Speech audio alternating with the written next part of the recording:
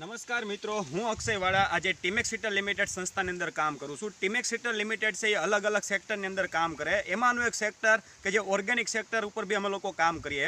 તો ઓર્ગેનિક સેક્ટરની અંદર એક સારામાં સારું આપણા ખેડૂત મિત્રને રિઝલ્ટ મળ્યું છે. તો આપણે ભાઈને જ પૂછીએ સમજાણું પહેલાં તેને શું પ્રોબ્લેમ હતો અને શું ફાયદો થયો. રામ રામ. રામ રામ. શું નામ તમારું? હરસુખભાઈ. હરસુખભાઈ, ઓકે. તમારા ગામનું નામ? ખેરા. ઓકે. અને હરસુખભાઈ, હવે તમારો તાલુકો? માળિયા. માળિયા, ઓકે. અને હરસુખભાઈ, અત્યારે તમારું વાવેતર શેનું છે? કંટોલીનું. કંટોલીનું. અને એમાં તમારે પહેલાં શું પ્રોબ્લેમ હતો? પીડાશ નથી. પીડાશ હતી. અને બીજું ફાલ નથી લેતી બરાબર. ફાલ નથી લેતી, ઓકે. હવે જ્યારથી તમે આપણી આ ભૂમિવિટા અને આ તુલસી રોપ સાઈટ્યું છે ત્યારથી તમારા કંટ્રોલની અંદર શું ફેર પડ્યો? પીડાશ હોય ગઈ. પીડાશ હોય ગઈ. ફાલમાં પણ રેડી થઈ ગઈ. ફાલ પણ હારા મારો બતાવો.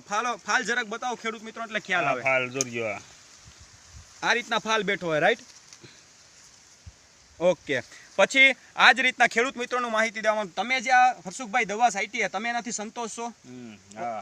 ઓકે. તો હવે આ જ રીતના સમજાણું ઘણા લોકો સમજાણું ખેતીની અંદર ઘણા એવા સમજાણું કે માર્કેટમાંથી એગ્રોની દવા સાથે પણ એ છતાં રિઝલ્ટ નથી મળતું. તો તમે આપણી જે ભૂમિવિટા, તુલસી રોપ અને વૃદ્ધિવિટા આ જે પ્રોડક્ટ છે એ તમે સમજાણું ખેડૂત મિત્રોને પુગાડવામાં મદદ કરશો?